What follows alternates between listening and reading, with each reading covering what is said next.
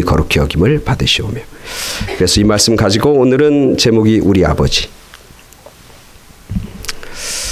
오늘은 아버지 날입니다. 영상 하나 보도록 하겠습니다.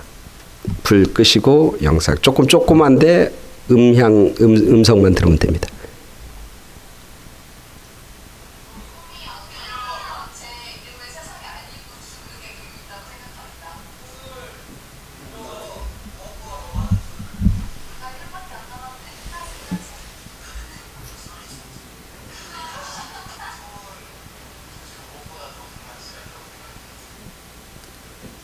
음량을 더 크게.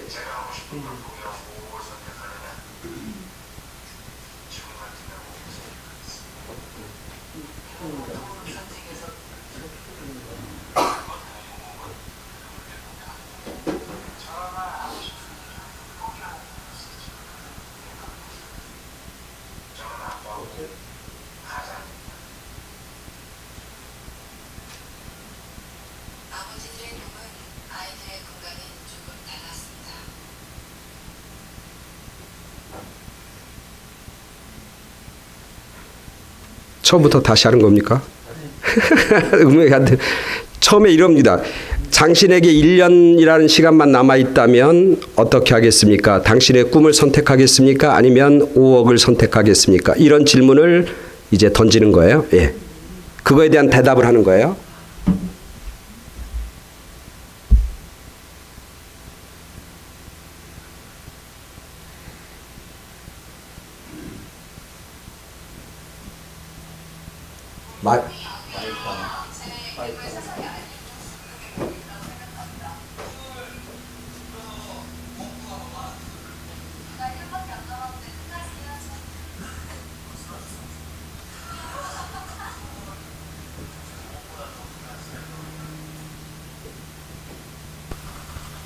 제가 하고 싶은 걸 포기하고 5억을 선택하느냐? 지금 같으면 5억을 선택하겠습니다. 결론적으로 돈을 선택해서 주는 게 좋겠죠. 그건 당연히 5억은 가족을 위해 선택하겠죠. 저가 하고 싶은 일을 포기할 수 있죠. 그거는 대가가 한다면. 저는 아빠고 가장이니까요. 아버지들의 꿈은 아이들의 꿈과는 조금 달랐습니다.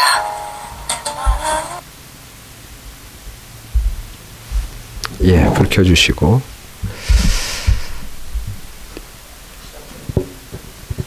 네, 잠깐 예배 시간이니까 아까 얘기했지만 아이들에게 물었어요.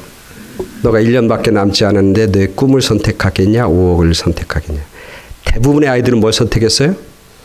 꿈을 선택했어요. 똑같은 질문을 아버지들에게 했어요.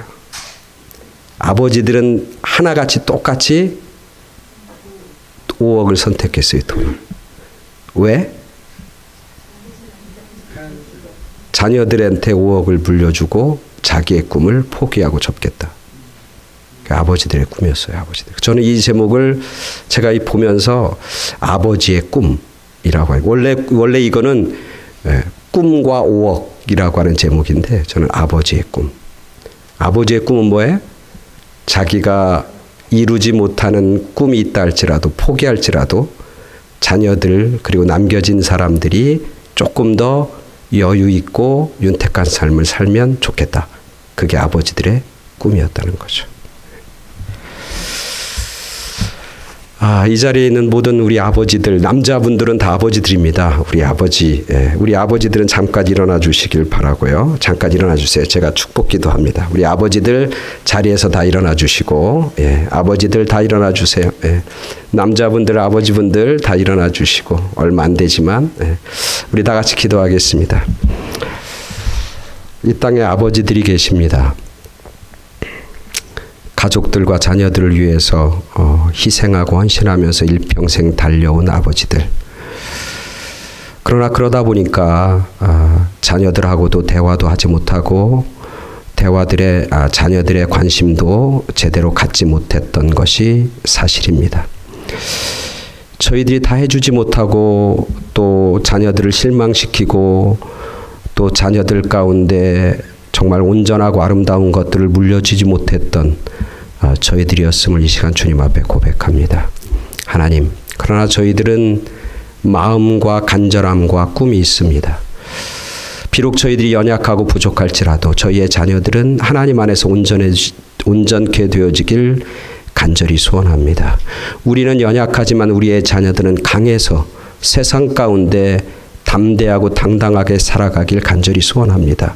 저희들은 악하지만 우리의 자녀들은 세상 속에서 선한 영향력을 끼치는 위대한 지도자와 리더가 되길 간절히 소원합니다. 우리가 가지고 있는 것들을 포기한다 할지라도 우리의 자녀들이 이 땅에 하나님의 자녀로서 주인공 되는 그런 자녀들의 삶을 살길 간절히 소원합니다. 하나님, 저희들의 간절함과 저희들의 기도를 기뻐 받아주시고 우리는 부족하지만 하늘 아버지께서 그들을 붙잡아 주시고 인도하여 주시고 책임져 주시옵소서. 그래서 이 땅에 있는 모든 아버지들의 꿈과 소원이 하나님 앞에 상달되게 하시고 하늘 아버지께서 온전히 선하심으로 아름다운 모습으로 성취시키는 그런 기적과 기쁨이 우리 아버지 가운데 있게 하여 주시옵소서. 우리 아버지들을 위로하여 주시고 강건케 하시고 그리고 우리 아버지들이 기도하는 아버지로 믿음의 믿음을 더하여 주시옵소서. 예수 그리스도 이름으로 기도드렸사옵나이다. 아멘. 아멘. 예. 아버지들 위해서 우리 박수 한번 쳐야 됩니다. 이 땅에 있는 모든 아버지들. 사실 아버지의 날은 별 의미가 없어요. 그죠? 예. 아니 어머니 날은 뭐 꽃다발이라도 하나씩 다 받잖아요. 지금 아버지들은 뭐 꽃도 없고 선물도 없고. 근데 저도 그렇게 생각해요. 그리고 아버지들은 당연하게 받아들여야 돼요. 왜냐하면 통계에 보니까 아들들한테 물었어요. 엄마 같은 여자와 결혼하겠느냐? 라고 했을 때 몇 퍼센트가 나는 엄마와 같은 여인과 결혼하겠다고 했냐면 약 44%. 44%가 엄마 같은 여자하고 난 결혼하겠다 그러는 거예요. 그리고 엄마 같은 여자와 난 절대로 결혼하지 안 해라고 하는 사람도 42%. 근데 비등비등한 거예요. 그죠? 그래도 2%가 많아요. 어머니들은 자신감을 가지세요. 딸들에게 물었어요. 아버지 같은 남자와 결혼하겠느냐? 그런 사람 있어 없어? 있긴 있어요. 10%, 13%. 아버지 같은 사람하고 절대로 결혼하지 않아. 몇 프로? 70%. 그러니 아버지 날에 무슨 의미가 있겠어요. 이게. 하지만 저는 이번 이 아버지 날 저에게는 의미가 있고 새롭더라고요. 지난 주간에 제가 휴가를 다녀왔잖아요. 제가 어디로 갔냐면 알래스카를 갔어. 크루즈를 타고. 우리 애들 셋이 돈을 모아갖고 엄마 아빠가 환갑이니까 여행을 시켜드리겠다. 그래서 알래스카 크루즈를 제가 갔다 왔어요. 처음 크루즈는 경험해요. 처음. 그러니까 크루즈를 탄 분들한테 경험 있는 분들한테 제가 정보를 수집하려고 물었어요. 뭘 물어봤겠어? 첫 번째 질문이 뭐예요? 멀미하느냐. 그랬더니 모든 분들이 멀미 안 한다고. 걱정 없다고. 멀미약 필요 없다고. 그렇게 얘기를 하는 거예요. 그래서 이제 배 이제 올라가려고 배를 딱 보니까 진짜 그 말에 확신이 드는 거예요. 왜냐하면 배가 얼마나 큰지 몰라.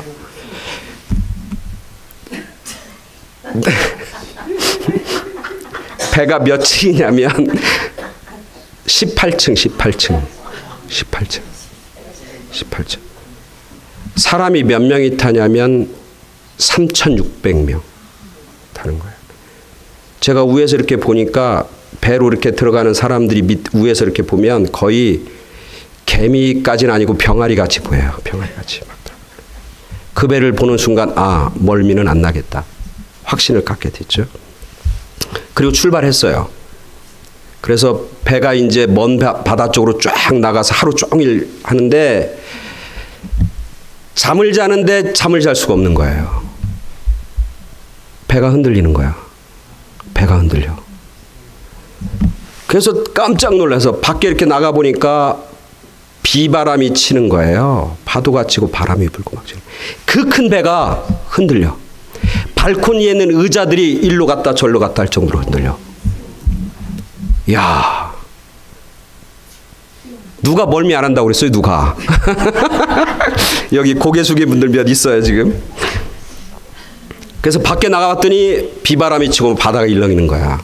그러면서 제가 딱 느끼는 게 뭐냐면, 야, 그렇게 웅장하고 큰 배가 바다 한가운데 나가니까 마치 낙엽에 불과해. 낙엽에. 야, 마음만 먹으면 언제든지 뒤집을 수 있겠더라고. 언제든지. 야, 그거를 제가 딱 경험하면서 하나님이 노하시고 하나님이 흔들면 여지없이 무너지는 게 그렇게 웅장한 배고 그렇게 바로 우리들의 삶이겠다라는 생각이 팍 드는 거예요. 하나님이 만드신 자연 앞에 인간이 만든 그 큰 위대한 것, 웅장한 것이 아무것도 아니라는 생각을 하는 거예요. 그러면서 제 자신을 되돌아보는 거예요. 제 자신도 하나님 앞에 정말 아무것도 아닌 거예요. 저를 보니까 하나님 앞에 내가 할 수 있는 건 딱 세 가지예요. 뭐냐면 하나님 앞에 감사하는 것, 그리고 하나님을 찬양하고 찬송하는 것, 그리고 하나님 앞에 무릎 꿇는 것. 이가 세 가지밖에 없더라고요. 우리가 무슨 뭐 나의 자랑, 우리가 만든 어떤 이룩은 거, 우리가 뭐 대단한 어떤 것을 만들고 우리의 업적 이런 것들 하나님이 한번 불면 산산조각 나는 게 우리의 인생이고 우리의 삶이더라고요. 그걸 깨닫게 되는 거예요. 그러니까 저한테 그거 파도 안 일러요, 멀미 안 해요 라고 했던 분이 말이 맞아요. 뭐 하면 바람하고 파도가 잔잔하면, 다른 말로 하면 뭐예요? 하나님이 봐주면 잔잔한 거예요. 그러니까 제가 여기 있다고 하는 건 뭐야? 하나님이 나를 봐주셔서 여기까지 있는 거예요. 하나님이 안 봐주시면 여지 없는 거예요. 여지 없는 거예요. 그게 우리의 인생이고 오늘 우리들의 삶이다. 그런 걸 경험하면서 정말 그래서 하나님은 우리에게 항상 기뻐하라고, 범사에 감사하라고, 그리고 쉬지 말고 기도하라고, 그게 하나님의 뜻이라고 말씀하신 그 의미가 막 되새겨지는 거예요. 감동이 돼요. 그렇구나. 우리가 할 수 있는 건 하나님 앞에 감사하는 것뿐이구나. 우리가 할 수 있는 건 하나님 앞에 기뻐하는 것뿐이구나. 우리가 할 수 있는 건 하나님 앞에 쉬지 말고 기도하는 것. 하나님 봐주시옵소서. 하나님 인도해 주시옵소서. 그렇게 기도할 수밖에 없는 존재. 그게 바로 오늘 우리들이구나. 그러면서 시편 150편을 묵상하게 되는 거예요. 여호와께 감사하고 그의 이름을 불러 아뢰며 그가 하는 일을 만민 중에 알릴지어다. 그에게 노래하며 그를 찬양하며 그의 모든 기이한 일들을 말할지어다. 그의 거룩한 이름을 자랑하라. 그의 거룩한 이름을 자랑하라. 여호와를 구하는 자들은 마음이 즐거울지어다. 우리가 구할 게 하나님의 이름을 구하고 하나님께 찬송하고, 그리고 하나님을 구하는 자들에게 하나님이 기쁨을 허락해 주시는 그 기쁨을 누리며 사는 것, 그게 오늘 우리들의 삶이고 우리가 살아야 할 삶이다라고 하는 걸 깨닫게 되는 거예요. 그러면서 무슨 생각이 드는 거냐면, 아버지 날이 다가오는데 말씀을 뭘 묵상을 가다가 떠오른 말씀이 이 말씀이에요. 그런 하나님이 누구라고?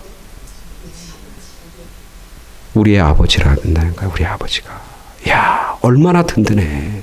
그런 하나님이, 전능하고 전능하신 하나님, 천지를 만드시고 자연을 만드셨을 뿐만 아니라 다스리시는 그 하나님이 오늘 우리의 아버지가 되어주신다고 하는 것, 얼마나 놀라운 은혜인지 몰라요.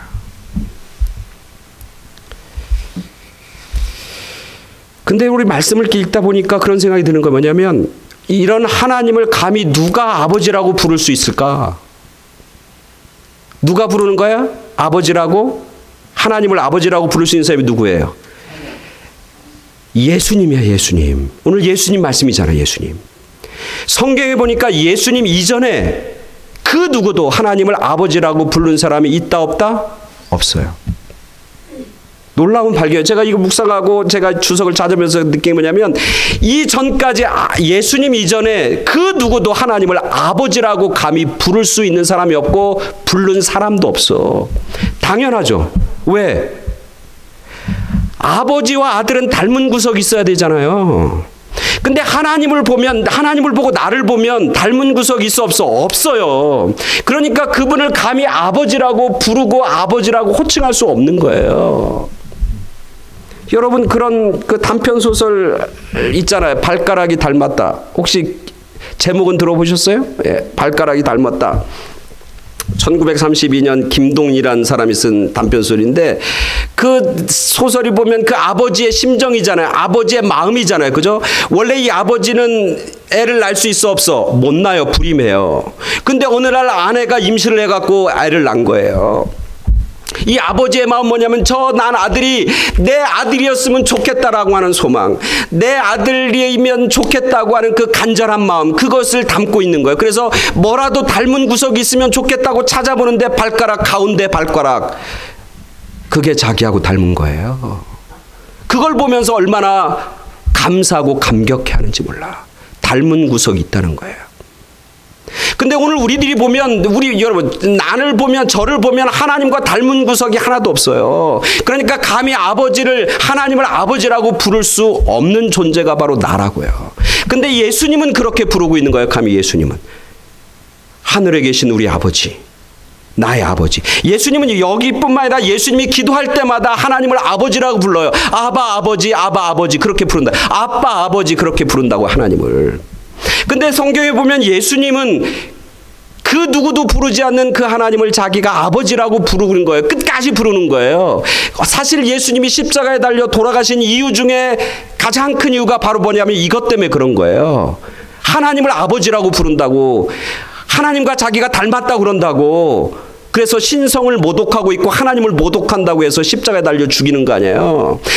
예수님은 끝까지 죽어가면서, 끝까지 자기의 목숨을 바치면서, 끝까지 붙잡고 있었던 진리, 끝까지 견지할 수 있는 진리는 뭐였냐면 하나님은 바로 나의 아버지다 라고 하는 것 때문에 목숨을 십자가에서 돌아가시는 거예요. 그러면서 오늘 제자들한테 얘기하는 거예요. 너희들이 기도할 때 내가 너에게 기도를 가르쳐 줄게. 중언부언하지 말고, 뭐 시장이나 거리에서 큰 소리로 기도하지 말고 조용히 기도하는데, 중언부언하지 말고 꼭 기도할 때 이렇게 기도해. 그러면서 너희의 기도를 들으시는 분이 누구냐? 오늘 우리가 읽은 본문이에요. 6장 9절. 다 같이 한번 읽어보겠습니다. 그러므로 너희는 이렇게 기도하라. 예수님이 가르쳐 준 거야. 다 같이 시작. 그러므로 너희는 이렇게 기도하라. 하늘에 계신 우리 아버지여, 이름이 거룩히 여김을 받으시오며. 예수님이 제자들에게 기도를 가르쳐 주면서 하나님을 우리의 아버지가 되셔. 내 아버지가 되지만 하나님은 너희의 아버지도 되셔. 그렇게 가르쳐 주고 있는 거죠. 이것은 제자들에게 준 특권이에요. 근데 이 제자들에게 준 이 특권이 오늘날 그 특권이 누구에게 있다? 오늘 우리에게 있다. 예수님이 하늘나라로 올라가시면서 죽음을 이기시고 부활하시고 나서 하늘로 올라가시면서 마리아에게 이렇게 얘기해요. 너희는 가서 제자들에게 얘기하라. 그러면서 이렇게 얘기해요. 요한복음 20장 17절에 보면 너는 내 형제들에게 가서 이르되 내가 내 아버지 곧 너희 아버지, 내 하나님 곧 너희 하나님께로 올라간다 하라 하신대. 이게 뭐냐면 예수님이 뭐라고 하면 제자들에게 뭐냐면 이렇게, 내 아버지가 곧 누구의 아버지라고? 너희의 아버지가 되신다고. 내 하나님이 바로 너희의 하나님이 되신다고. 그렇게 예수님은 제자들에게 새로운 하늘에 계신 진짜 아버지, 위대하신 아버지를 제자들에게 남겨주고 있는 것이죠. 그리고 이 제자들의 아버지인 하나님은 결국 성경에 보면 누구의 아버지로 등장하게 되냐면 오늘 나의 아버지, 여러분의 아버지, 우리의 아버지로 이제 등장하게 되는 것이죠. 성경 로마서 8장에 보면 이렇게 얘기해요. 무릇 하나님의 영으로 인도함을 받는 그들은 곧 하나님의 아들이라. 하나님의 영을 받은 사람들은 다 하나님의 아들이라. 즉 뭐냐면 하나님과 우리가 이제는 뭐야? 닮은 게 생겼다는 거예요. 뭐냐면 영이 닮았다는 거예요. 하나님의 영을 마음속에 소유한 사람들은 아버지의 영을 소유했기 때문에 이제는 아버지와 아들의 관계가 만들어진다는 거예요. 그래서 너시리는 다시는 무서워하는 종의 영을 받지 아니했고 양자의 영, 아들의 영을 받았으므로 이제는 하나님을 아버지라 부르짖느니라 라고 얘기하는 거죠. 갈라디아서는 더 얘기해요. 너희가 아들인 고로 하나님이 그 아들의 영을 우리 마음 가운데 보내셨고 그래서 이제는 아버지라 부르게 하셨느니라.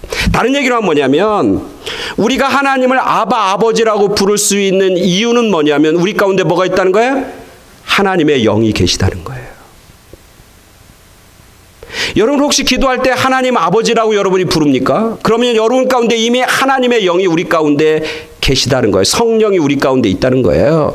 그래서 하나님의 영이 아니고서는 하나님을 아버지라고 부를 수 있는 자가 없는 거예요. 그 하나님이 위대한 하나님, 전능하신 하나님, 천지를 다스리시기도 하시고 천지를 없애기도 하시고 만드시기도 하셨던 그 하나님이 오늘 나의 아버지, 우리의 아버지가 되는 것이죠.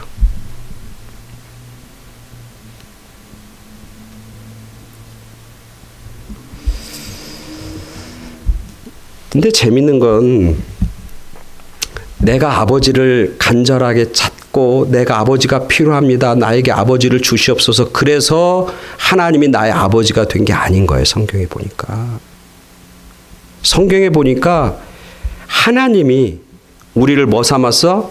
자녀 삼아 주셨더라고. 이게 은혜인 거예요. 나 같은 사람을 발꼬락도 안 닮은 나를 내가 너를 아들과 딸로 인정하고 삼았다는 거예요. 재밌는 것은 구약 성경에 그 누구도 하나님을 아버지라고 부른 사람이 없는데 하나님은 백성들에게 너희는 내 아들이고 딸이라고 말씀하신 적은 있어요. 호세아서에 보면은 백성들에게 뭐라고 하냐면 너희는 내 아들이다. 내 자녀다. 그런 얘기를 해요. 근데 그 아들이라고 하나님이 말씀하시는데 이 백성들은 그것을 못 믿는 거예요. 받아들이지 못한 거예요. 그러니까 하나님은 구약에서부터 하나님의 백성들을 뭘로 삼길 원했냐면 아들과 자녀로 인정하고 삼길 원했던 거예요. 하나님의 마음. 근데 그렇게 하나님의 마음을 깨닫지 못하고 알지 못하고 이스라엘 백성들과 하나님의 사람들은 하나님을 아버지라고 감히 부르지 못했던 거예요. 근데 그 하나님이 예수 그리스도를 이 땅에 보내주시면서 그 예수 그리스도를 통해서 우리 모두를 이제는 예수님을 통해서 하나님의 자녀, 하나님의 아들과 딸로 우리를 인쳐주시고 인정해 주셨다는 거예요. 그것은 뭐냐면 하나님의 은혜이고 하나님의 사랑. 그래서 우리가 잘 아는 것처럼 요한복음 3장 16절에 보면 하나님이 세상을 이처럼 사랑하사 독생자를 주셨으니 이는 저를 믿는 자마다 뭐 한다고요? 멸망치 않고 구원을 받고 하나님의 자녀가 되는 권세를 얻게 되는 거예요. 예수를 통해서. 뭘 주면서? 예수님을 십자가에 희생시키면서 이제는 우리와 하나님과 아버지와 자녀의 관계를 회복시키시고 만들어 주셨다는 것이죠. 그래서 우리는 하나님을 아버지라고 감히 부를 수 있고 그 하나님은 우리의 아버지가 되시는 거예요. 근데 오늘 본문에 보면 재밌는 게 아버지인데 뭐라고 되어 있냐면 Our Father in Heaven 이렇게 되어 있어요. 아버지가 단수예요, 복수예요? Our Father 이렇게 된다고. 재밌는 거예요. 우리 아버지 이렇게 돼서 우리 아버지. 이걸 뭐 신학적으로 해석하는 여러 가지 해석이 있지만 저는 그렇게 봐요. 뭐냐면 내 아버지도 되시지만 누구의 아버지도 된다? 김 집사님의 아버지도 되신다는 거예요. 인간의 어떤 이기심과 독점하려고 하는 그런 마음이 아니라 그런 아버지가 여기 있는 여러분 모두의 아버지가 되신다는 거예요. 이건 우리가 포용성이 있어야 된다는 거예요. 내 하나님이야, 내 거야. 이건 유치한 애들이 하는 거예요. 지금 2살 먹은 제 손자가 맨날 하는 게 내 거야, 내 거야, 내 거야 이러고 있다고. 내 하나님 이게 아니라 우리의 하나님이라는 거. 이건 굉장한 의미를 던져주고 있어요. 뭐냐면 내가 우리 교회 내에서 아니면 내가 우리 같은 믿음의 식구들 중에 내가 볼 때 영 아닌 사람도 있고 불편한 사람도 있고 내가 받아들이기 힘든 사람도 있지만 그 사람 역시 누구라고? 하나님의 자녀라고는 딸이고 아들이라는 거예요. 그 사람도 하나님을 아버지라고 부른다. 나도 아버지라고 부르지만 그 사람도 아버지로 부른다. 우리의 피부색이 달라. 하얀색도 있고 까만 사람도 있고 노란 사람도 있고 인종과 민족을 다 떠나서 모든 사람이 하나님을 아버지로 부를 수 있는 권세와 특권이 있다. 누구를 통해서? 예수 그리스도를 통해서. 나와 생각이 다르고 가치관이 다르고 내 삶의 자세와 삶의 형편이 다른다 할지라도 그 사람 역시 하나님의 자녀라고 하는 사실, 그 사람들에게도 하나님은 아버지가 되신다고 하는 사실, 우리는 겸하고 겸손하게 받아들여야 된다는 거예요. 그래서 우리는 한 하나님 안에 한 형제자매이고 한 자녀라고 하는 그런 인식과 그런 깨달음이 우리 가운데 있어야 되는 거예요. 그래서 우리 믿음의 공동체, 예수를 믿는 사람들은 세상적으로 볼 때는 다 다르지만 한 가족이고 한 패밀리가 되는 것이죠. 하나님을 아버지로 삼고 살아가는 사람들에게는 흔들림이 없어요. 하나님, 진짜 하나님 아버지가 내 아버지라고 믿는 사람들은 흔들리지 않아. 넘어지지 않아. 두려워하지 않아요. 왜? 그 아버지가 나를 붙잡고 있기 때문에 그래요. 그 아버지가 나를 폭풍우가 불면 불수록 그 아버지는 나를 더 꼭 잡고 나를 꼭 안아주시기 때문에 그래요. 지금 우리들이 힘들고 어렵고 그럴 때마다 힘들면 힘들수록 아버지가 나에게 필요하고 그 아버지는 나를 더 강하게 붙잡고 인도해 주시는 것이죠.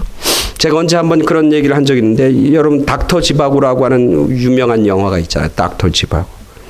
거기 마지막 장면이 이제 그 장군하고 타냐라고 하는 주인공과 대화를 나눠요. 그러면서 그 장군이 그 타냐에게 묻잖아요. 어떻게 너는 혼자가 되니? 그러니까 타냐가 뭐라고 하냐면, 예, 그때 러시아 혁명 중에 있고 막 군중들이 막 불이 나고 막 사람들이 막 가게를 막 탈취하고 막 정신없이 막 거리에 사람들이 쏟아져 나와서 그러다가 제가 혼자 됐어요. 그렇게 얘기해요.